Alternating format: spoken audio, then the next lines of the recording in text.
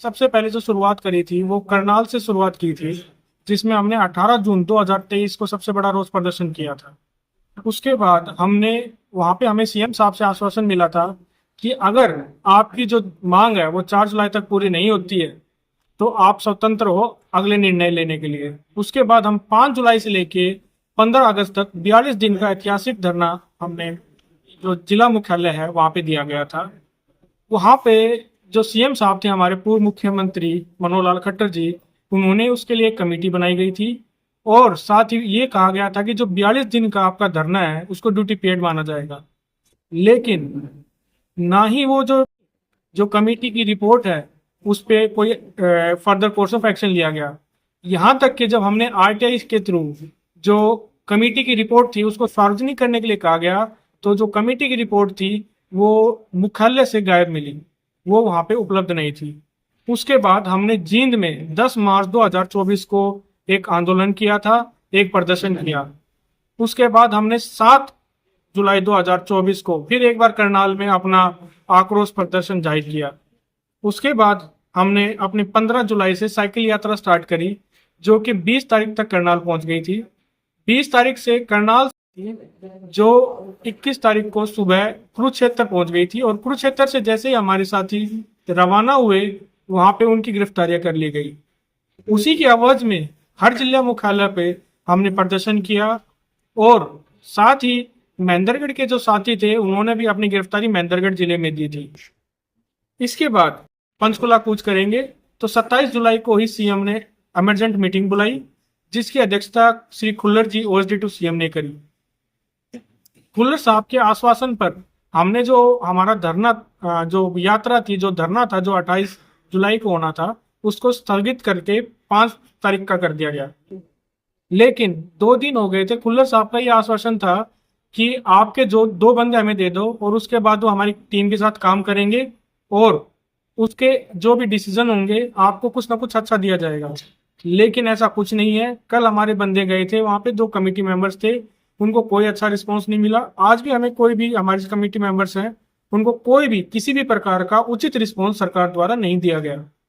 तो आज हम यहाँ पे इकट्ठा हुए हैं और सरकार को ये चेताना चाहते हैं कि अगर हमारी जो मांग है उस पर 5 तारीख तक जैसा सरकार ने हमें आश्वासन दिया है, अगर कोई निर्णायक फैसला सरकार नहीं लेती है तो हम दोबारा से बाध्य होंगे जो हमने 42 दिन का पहले धरना दिया था उसी टाइप का कोई ना कोई हमें कठोर कदम उठाना पड़ेगा और उसके लिए सरकार स्वयं जिम्मेवार होगी।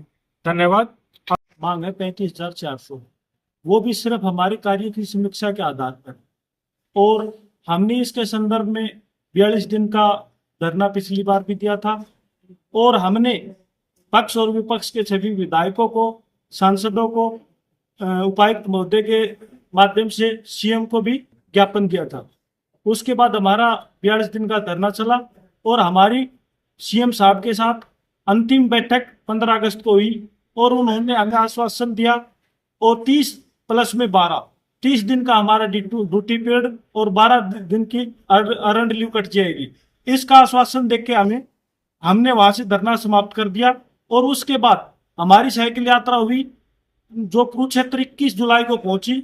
वहां साथियों को पुलिस प्रशासन द्वारा गिरफ्तार कर लिया गया और उसके आवेश में वहां से राज्य टीम द्वारा कॉल की गई और हमने बीजेपी अध्यक्ष महेंद्रगढ़ को ज्ञापन दिया और उसके बाद हमने सीएम साहब आईटीआई मैदान में आए हुए थे, हमने वहां जाने की कोशिश की। पुलिस प्रशासन द्वारा वहां हमें अरेस्ट कर लिया गया और हमें खालड़ा वाले जो मंदिर है उसमें जो थाना है उस वहां हमारे को बंदी बना लिया गया।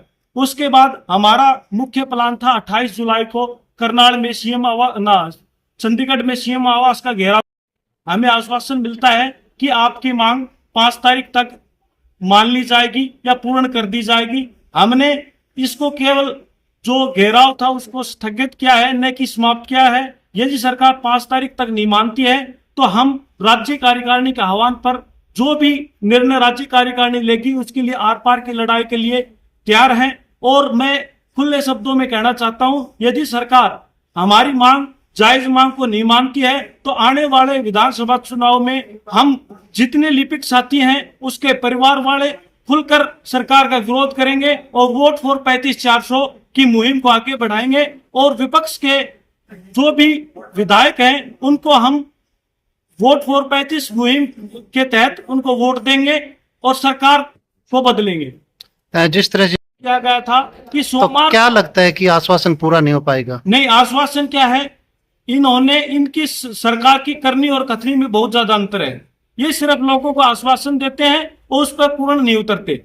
उन्होंने कहा था कि ओएसडी साहब ने कहा था कि सोमवार को आपकी मांगों पर विचार कर लिया जाएगा और आपकी मीटिंग होगी।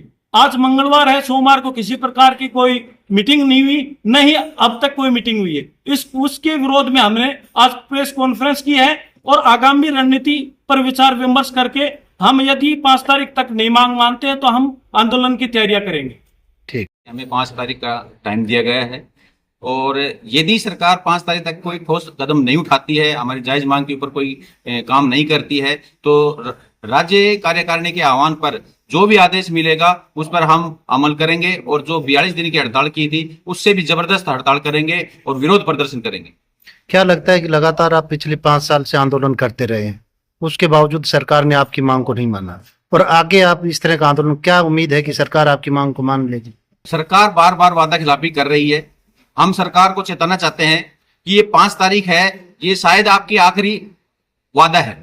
इसके बाद हम किसी प्रकार का कोई वादा मानने वाले नहीं हैं और जोर शोर से विरोध करेंगे और आगामी जो चुनाव है उसमें हम वोट फॉर 35-400 के लिए मुहिम चलाएंगे। यदि सरकार हमारी बात जायज मान लेती है तो बहुत अच्छी बात है, नहीं तो इससे भी भयंकर विरोध प्रदर्शन करेंगे हम।